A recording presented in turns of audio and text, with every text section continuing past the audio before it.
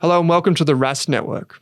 What you're about to hear and see is limited to general financial information only. Please be sure to speak to your financial planner or refer to our financial services guide available at rask.com.au/FSG before acting on the information. Hello and welcome to the Australian Finance Podcast. I'm your host, Kate Campbell, and today I have a wonderful financial advisor from Northeast Wealth, Siobhan Ashby, on the show. Hey, Kate. Thanks for having me. Thank you for joining me for a Q&A episode. Are you ready? Yes, ready. Good to go. We have a lot of questions today because I finally figured out how to find them properly on the online form. So rest assured, we have lots of questions and lots of guests coming up to answer those. Just a reminder that when we are answering your questions, we don't know anything about you. We don't know what you had for breakfast. We don't know what your goals are in life, apart from the fact that you want to improve your finances, because that's what the show's about. So everything we discuss, even though Siobhan is a financial advisor, is general in nature, and you do need to see a financial advisor to get personal information for you. Yes, absolutely. Please don't take these answers as going and taking up a specific investment or anything like that. So it's a bit of fun. We're going to talk about some different ideas, some concepts, hopefully give you some direction and things to investigate on your own. Mm-hmm. And maybe even ask your financial advisor about. That is a great idea. Wonderful. Well, the first question I've got is from Mike, and he said, I'm an 18-year-old living at home with a casual job that I've had for 3 years. What ratio of savings to investments is ideal right now? It's a pretty advanced question for an 18-year-old. I was not thinking about that back then. No, when I was 18, I think I was just buying as many clothes as I could. Look, that's a really great question, but I think it's a difficult one to answer because a lot of 18-year-olds are in different financial positions. So some are really fortunate that their parents still fund a lot of their lifestyle and, you know, they don't pay rent and they don't contribute to groceries or anything like that. Other 18-year-olds are not in that position and are actually paying for a lot of things themselves. And so it's in terms of the ratio of, you know, how much you should be investing or how much you should be saving, it's really not a one-size-fits-all approach because some people are simply fortunate to have more available cash flow than others. So really what I'd probably be looking at instead is considering your discretionary expenses as a function of your overall income. And that's a really good guide to start with because if you, what I mean by discretionary expenses, as by the way, is things that you like to spend your money on but don't need to spend your money on. So it's important that we all have a amount of discretionary expenses or pocket money that we pay ourselves because it makes us enjoy our lives. But at the same time, if you're looking at that and, you know, 50%, for example, is of your income is spent on that, well, that's a good indicator that actually you're probably wasting some of your money and spending too much. So what we like to see is, a really healthy level of discretionary expenses is around the 20% as a function of what you're taking home. So, you know, if you're taking home $1,000 a fortnight, then $200 a fortnight of kind of pocket money is a good guide.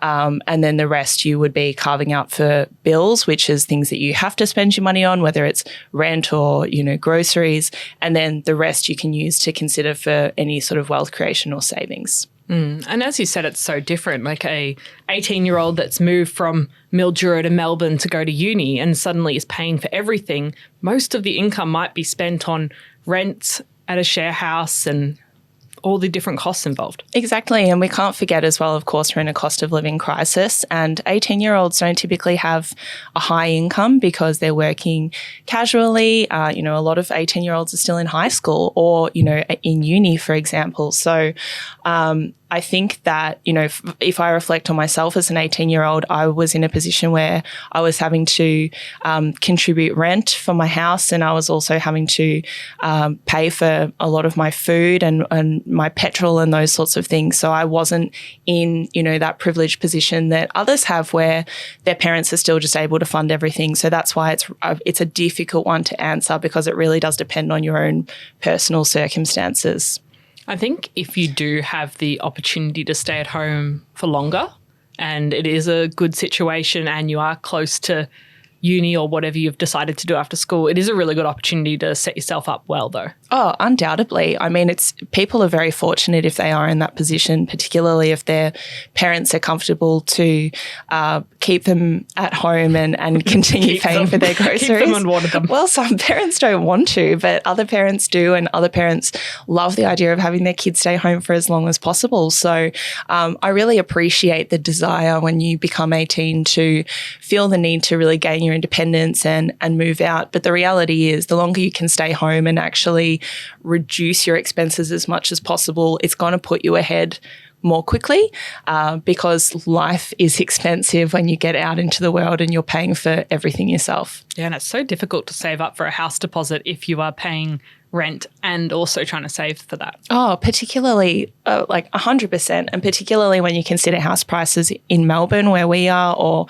in Sydney, or in, you know, a lot of places in Australia where younger people are really getting priced out of the market. It's not uncommon to be in your 30s and still be renting these days. And, you know, there's other things that come into play that we consider, like maybe you've had a kid, or maybe you're saving for a wedding, and amongst all of this, you've still got to pay rent, rents are exorbitant at the moment. And then, you know, you're trying to save for a house on top of that. It feels impossible to a lot of people. And in many cases, unfortunately, it is. So if you can look for ways to reduce your costs, i.e. stay at home if possible, yeah, that's definitely going to help you. Yeah, or even just a share house a little bit further out from the city or something like that. For sure. Or even small things like, you know, take the worst bedroom in the share house. If you're going to, you know, a lot of people, I think when younger people in particular, with social media, and just kind of the society that we live in, we're kind of in a society of instant gratification. If you want something, you just get it right now. Even, you know, Uber Eats or, you know, anything online, you know, buy now, pay later. But what it's created is this inability to just be patient and save for things. And also it's created a situation where we're constantly spending our money on things that mostly impulsive purchases as well. So it's important to really be considering and think about, well, actually, how is this going to impact me for the long term? Because everything has an opportunity cost. And if you're spending money today, that's preventing you from saving more for later. So you really need to be clear as much as possible on what your goals are and what you're working towards. And that will also help you, I think, to stop spending so much money now. On the topic of thinking about our financial future, the next question comes from Future Medic. As a uni student earning about $550 on average a week, what would be the best idea for me to start investing for my future? Should I start with small amounts such as $50? Also goes on to add, I personally have a loan which I'm paying $200 a week to get rid of, but then allocate money to savings and spending after that. Oh, okay. Well, first of all, I love that you're paying down the loan first. Particularly, you know, there are different types of debt. There's good debt and bad debt. And bad debt are personal loans, which are things like buy now, pay later, or credit cards. So essentially it's when you have a loan that's not tax deductible against an asset that's depreciating in value. So a car loan's another example of that. So these loans, the interest rate on them typically tends to be higher than what you'd get in a savings account. And although in some cases with investments, you might expect that you would get a greater return by investing your money. Most importantly, when you think about investing, the return is always speculative. There's no guarantee on what the return's going to be, whereas it's a guaranteed interest rate on the loan that you have to pay. So focusing on that is generally a really good idea to get rid of that first.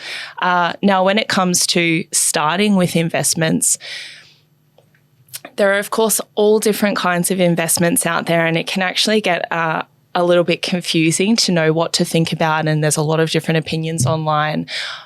My personal opinion is when you're starting with a small balance, you want to focus on something that's just going to be low cost and pretty well diversified. So what I mean by well diversified is a managed fund environment, for example, where you're putting your money into an environment where it's still getting blended amongst different assets and asset classes. And but it doesn't need to be anything fancy. It doesn't need to be actively managed, because those sorts of investments, whilst they can have a place in the investment markets, they typically attract a higher cost associated because they're more difficult to manage by the investment managers. So when you're starting off with a low balance, having something that attracts a high fee is just really going to have an erosionary impact to the investment. So what you want to focus on where possible is having something that's low cost and well diversified, that you can there's not really a big amount that you have to put in. There are access to investments where you can sort of just put in, $1,000 to begin with, for example, and then just chuck in $50 here and there as you go on.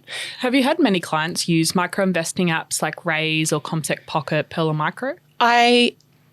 Not particularly in our sphere, to be honest, because that's not our general sort of client base. However, I'm aware of a lot of younger people doing that, and I think that it can be quite a good place to start. In terms, I don't have a preference on product specifically. I think that that's just something that you need to have a look into and figure out. But what I like about them is that it does give this option for the small investment balance. There are other investments where you have to start off with $20,000 in the account, for example. And in the meantime, your money's just kind of sitting there not doing much. And it can take young people a long time to save $20,000. So, which can also be a little bit disheartening, I think. So I think those kind of products have a really good place for first-time investors, because at least it helps you to get started and feel motivated about, this is happening and I'm excited by this, and keep making incremental contributions to it. Yeah, I'd say most of the different investment options, whether it's different brokerage platforms to buy your first ETF or micro investing apps we talk about on the podcast, you can start with really small balances, some maybe $5 or $50, some $1,000, but it's a really accessible way for people to get started. Absolutely. And I think that that's a really valuable thing to give people options. The one thing that I would just say is that some people, and I've had this question posed to me in the past, I've had quite a lot of younger people actually come to me and say, I want to invest my money for 12 months. Yeah. Yep. So I'm just saving for this All the thing. alarm bells go off in our heads when we hear that with our friends and family. Code red. So I've actually had that quite a lot of, I just want a 12-month investment. Now, the reality is with any investment and any amount that you're investing, you must consider the investment time frame, because when you're investing and have an allocation to growth assets like shares and property, which are typically in a managed fund environment, though they're risky, and by risk it doesn't mean that they're guaranteed to have a negative return, but it means that the return outcome is unknown. Could be positive, could be negative. Now, when you take a long-term view with those types of investments, it's a reasonable assumption that over long periods of time they will outperform defensive assets like cash or fixed interest. But because there's volatility along the way, the growth isn't linear. So the risk of only investing for 12 months is that in that 12-month period of time, the markets might not have performed well and have dropped in value.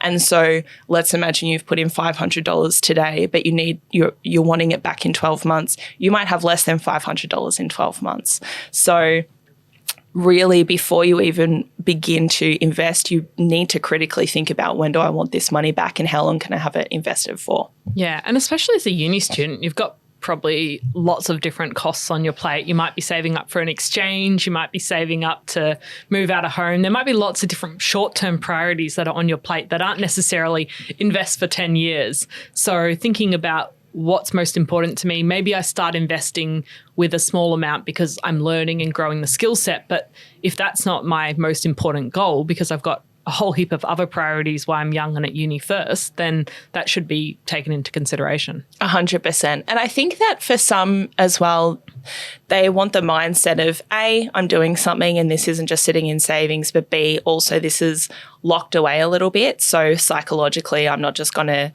be out with my mates on a Saturday night and spend that money on drinks. So if you want to do that, but it's got to be for the short term, there are other options you can consider, like a term deposit, for example. You can get 6-month or 12-month term deposits. So if you're thinking, well, I just want this money away and I want it to earn a bit higher interest than sitting in a savings account, but I also know that I need the money back in a short period of time, that's probably a more appropriate option to consider in that kind of circumstance. There is definitely something psychological to having it invested or in a term deposit that puts it just out of mind. Absolutely. This is not money I'm going to use day to day. Yeah, 100%. All right. Now, this question I thought was particularly relevant for you because you went on quite a big trip last year. This question's from Broke Farm Bloke.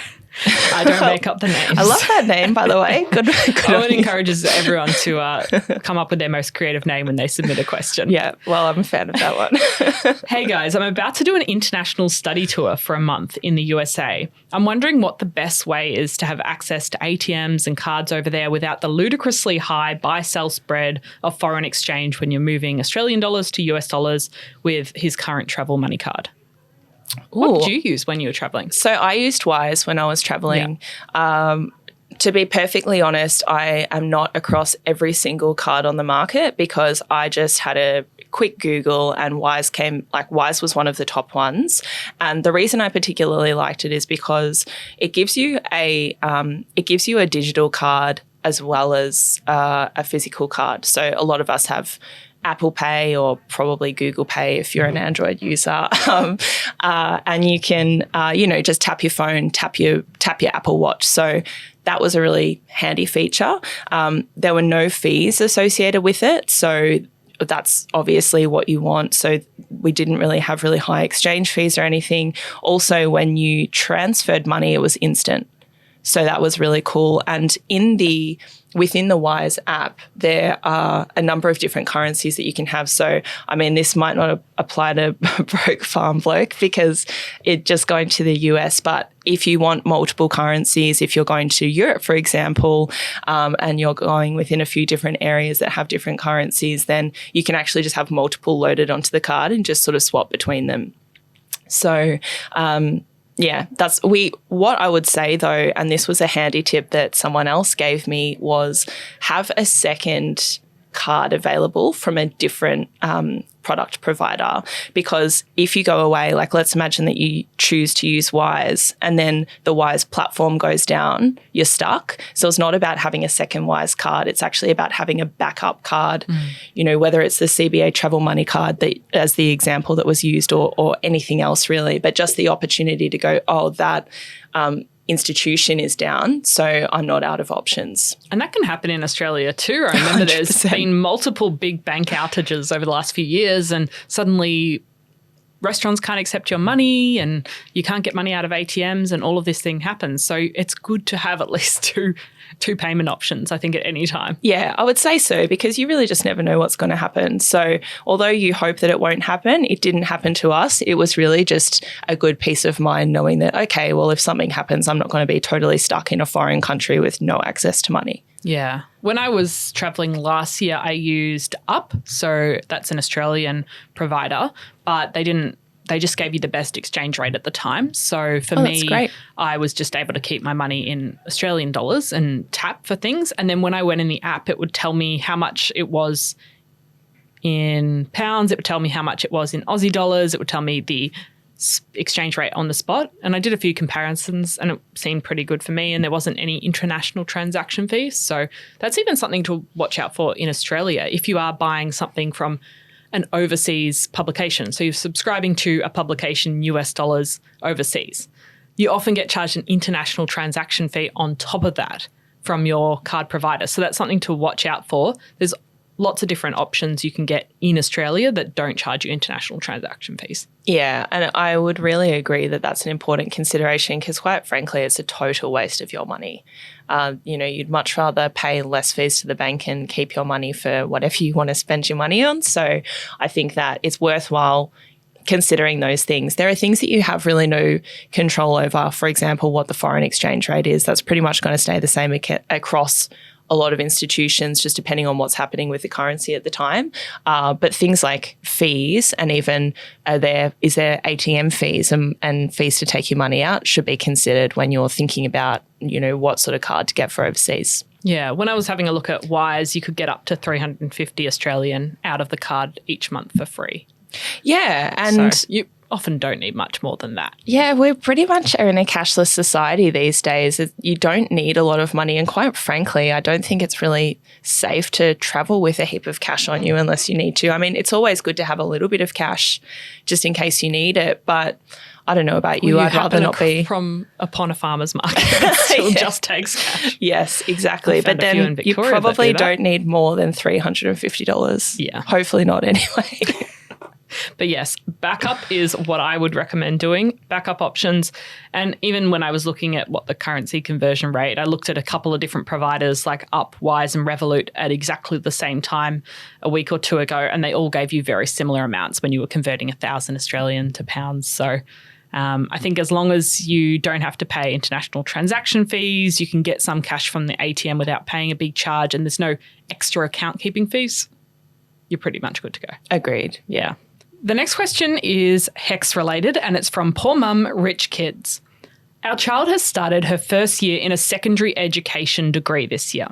She's on a scholarship where the scholarship contributes $5,000 per year across the 4 years degree, providing that she passes.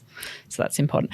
Our question is, should she use the money, which would be $20,000 across 4 years, to pay her HEX / uni fees, or should you put it in a term deposit and use it for a house deposit? Oh, good question. First of all, FYI, it's HELP now, not HEX, just in case there's any confusion when people listen to this and they're thinking, what's HEX? Because in our days it was HEX, but these days it's HELP. I feel like even young people are still calling it HEX, aren't they? I don't know. No? I don't know. But just in case there's any confusion, HEX, HELP, they're the same thing. Yeah. However, let's get down to the question because that's more important. So when we think about repaying HELP versus putting it in a term deposit, the way that HELP works is that it is indexed against the inflation rate. So whatever inflation and the target inflation rate at the time is, that's what it grows by. And that indexation happens in June every year. And then essentially it's not guaranteed to be paid back. So if you're on a particular income, it's around about up to about $50,000. Currently, if you earn below that, you don't pay anything back. So uni students, for example, rarely pay their HELP back, and what's happening is that it's kind of just growing over time. And then once you start earning that income, you start paying 1%, and then you earn a little bit more, and then it's 2%, and it goes all the way up to 10% when you're around the $120,000 a year range. So essentially what I'd be thinking about, typically in the past, HELP has been something that's not necessarily worthwhile focusing on paying back because the cash rate's been really low over the last few years. And so its rate of growth has not been worthwhile focusing on versus even something like a term deposit. Importantly now, though, we're at a place in the economy where the cash rate is really high. The cash rate's above 4% at this point in time. And what that means is that the indexation rate that's getting applied to HELP is actually making these student loans grow at a much faster rate than they were a few years ago. So I think when it comes down to should you pay off the loan, should you get a term deposit, here's a couple of things to consider. Firstly, is the interest rate on the term deposit exceeding the indexation that's getting applied to the HELP loan? For what it's worth, the annual indexation rate gets announced at the end of around every April, when the Australian Bureau of Statistics will be able to announce what the target inflation was for the year. And then what happens is the indexation gets applied from June. So if anyone wants to clear their HELP, clear it before the 1st of June, because after that it ticks over and that's when indexation applies for the retrospectively. So that's the first thing I'd be considering is, does the term deposit rate exceed the HELP indexation rate? But the second thing that I'd be considering as well is, what is your child's likely income over the next few years? Because it's one thing to go, okay, well, a term deposit will exceed what the HELP indexation is, so I'll focus on that. But if their income isn't going to grow by very much, it actually might also take them years to pay off. And particularly for teachers, unfortunately, they typically don't have a really high income, and their income typically also doesn't grow by a tremendous amount. And what that means is it could take them a really long time to pay off the loan. And the consequence of that, not only is it a loan that's continuing to grow, but also it reduces their cash flow over that period of time, because it's essentially like paying extra tax. So I think that there's not really a particularly right or wrong way to focus on it, because it does depend on what's happening in the economy at any given time. But at the moment, I would say that there's certainly a more compelling reason to focus on paying off help than there has been in the past. And those are the things that I'd be thinking about when you're sort of tossing it up. I've just been doing some quick Googling while you've been talking. And so the help debt was indexed by 4.7% on the 1st of June 2024, and competitive term deposit with, for example, ING, 1 year is 5%. So there's not a huge difference between them now. It's not. So I think some people just want to focus on clearing that help and getting it out of the way. I mean, quite frankly, if the school is paying for a scholarship, then you might just want to use that to clear the debt. But at the same time as well, let's not forget that saving $20,000 and $20,000 with interest as well, that is actually something that can be really difficult for a young person to do. That could be literally a year or more's worth of savings. And so having a head start in your savings to put towards a home deposit could also be a really valuable thing to do, because as many first homeowners know, it's the first property to buy that's always the hardest. So and a lot of people don't consider that it's not just the deposit that you need to save for, it's also the stamp duty that's associated, or, land taxes or whatever it might be. So there are pros and cons to both is essentially what I'm getting at. And really, I think that you need to weigh up how it's going to impact you broadly and when you want to buy the house, and think about that. What about if someone's listening and they're going, hey, what about that thing that's been mentioned in the press recently about HEX help being reduced? Yeah, so the government is proposing that there will be some changes to the way that the indexation applies, essentially because consumer price index, which is inflation, has just gone bananas. And last year, help was indexed at 7.1%, which is just a crazy high level. So what the government are proposing is that now they will consider indexing the loans at the lower of either wage growth or CPI. So that's just going to help give people a little bit of reprieve, because the argument was that, well, this loan is growing faster than wage growth, so how on earth are we possibly going to repay it? And what the government would also like to do is retrospectively apply a credit to the people who were indexed 7.1% last year to bring that by about half. But importantly, none of that's been legislated yet. It's all just proposals by the government. So whilst it would be really lovely and helpful for that to come into play, it's not something that's guaranteed at this point. Yeah. So there's articles I've got that I'll link to from the ATO that talk about what the change could look like for you, how the credit would be applied, that kind of thing. But again, it's very important to remember that it's just proposed at this point in time. So I don't know. It's hard to make financial decisions, like what you do do I save this? Do I pay this off when you're dealing with all this sort of up in the air information? Yeah, it is. And so I think that really what you need to consider is your goals and weigh up the opportunity cost. If this, then that. So if I pay off the help first, what's going to happen, versus if I focus on a term deposit, what's going to happen? Because there are consequences and benefits to both decisions. Wonderful. All right. The next question I have is from Taxman. While working on the road and receiving a car allowance from employer, what can you claim on tax, like fuel, travel, depreciation, etc.? Oh, Taxman, this is a question for the Taxman, quite frankly. So, look, it truly is an accounting question. So there are financial advisors, myself included, who are registered tax agents, and so we can give some guidance around tax outcomes, and importantly, where financial advisors can help in terms of optimizing your taxes comes more from an investment perspective, like what's the best way we can structure these investments, what's the best ownership, what's the best product that might have the best tax outcome. Exactly. Yeah. Making concessional contributions to super and those sorts of things. What's being asked here in terms of, very specifically seeing what allowable deductions can apply, that is 100% in an accountant's field, because the answer is it can depend, like whatever your situation is, whether you're a business owner, whether you're an employee, there are a lot of factors that can come into play, and it's very nuanced. And so this is definitely a question that your accountant's going to be a better place to answer. Yeah, and the ATO has a lot of help guides as well, so that could give you some indication of what questions to ask your accountant as well. Yeah, exactly. Amazing. All right, the last question I have is from Miss Tired. How do you deal with family members constantly asking for money? We ended with a tough one. Yeah, that is a tough one, and it sounds like a really tricky situation.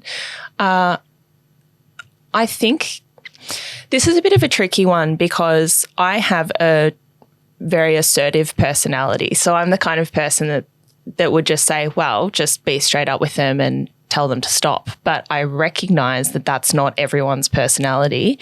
And unfortunately, it can be, the really kind-hearted, generous people that tend to get taken advantage of because they don't have it in them to say no. I think what might be helpful in that situation, clearly some boundaries need to be raised between you and the family member and whoever it is that's asking. And if you're not comfortable simply just saying no, then I think it might make you feel more comfortable if you're able to justify to them and explain to them why you're not able to do it. Now, of course, there might be a number of reasons, the biggest one just simply being that you don't want to. But if you're able to think about, for example, what your financial goals are and what lending the money is going to mean to you in the sense of how it's going to hold you back from what you're trying to achieve, how it's going to impact your life, and your savings or your ability to buy your groceries or whatever it might be. I think that if you can clearly articulate to them the negative impact it's going to have to you, it might help you feel more comfortable in having that conversation and also help them to see that maybe they're in a position as well where they just think that you have it really easy or that you can afford it. So perhaps if you have the conversation with them and help them to see how this is impacting you, they might feel less inclined to keep asking as well. It's also quite tricky in families where maybe one sibling is a lot better financially off than another sibling.